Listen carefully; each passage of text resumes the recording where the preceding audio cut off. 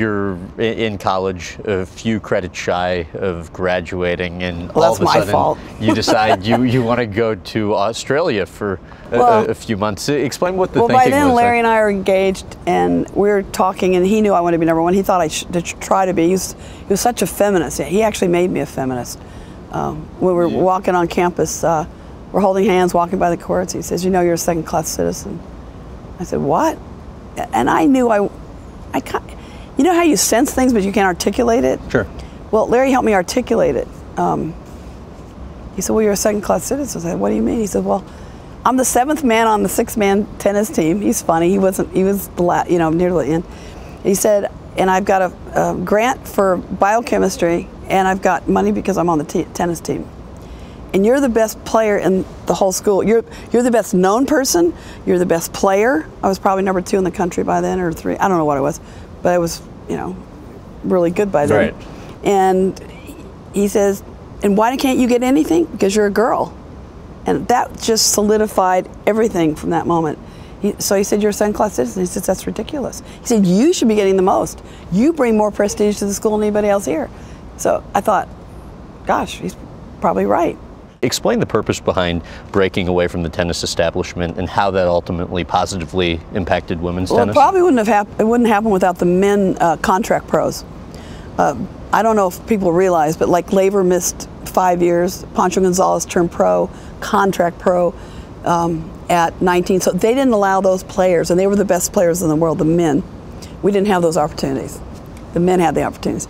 But they helped because eventually Herman David at the All England Club, which is where Wimbledon's played, was getting upset. He realized that they didn't have all the best players playing at Wimbledon.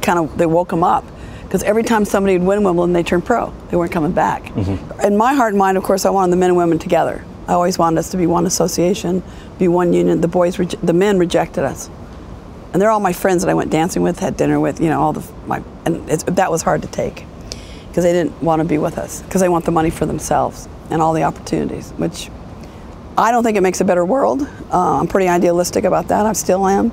But that's the way it went. So we went to Plan B, the women, and that's when 9 of us got together in 1970 and with Gladys Hellman, and signed a $1 contract with Gladys Hellman. And she went out and got Virginia Slims. And of course, I hate smoking, and then she got Virginia Slims, and I go, "You gotta be kidding." And so she says, "Well, do you want a tour or not?" And I have a contract with her. This is bigger than myself. I shut up. And they ended up being the most wonderful people I have ever worked with. And how did that ultimately progress the women's game? They had the money. They would send at least 6 or 7 people every week.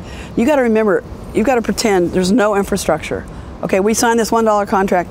We want to have a tour next year, right? Right. I mean, you guys are some of the best in the world in breakaway. How do we go out on your own? How can we go play? There's no tournaments. We had to go get people to promote a tournament, which is very high risk. It's extremely high risk. You can lose everything. Nobody had any idea what was going to happen. Right. We got people in all these cities, so we could have at least a series, a Virginia Slim series it was called in the beginning, because we didn't have it. And it was amazing thinking back that this all actually unfolded and actually happened.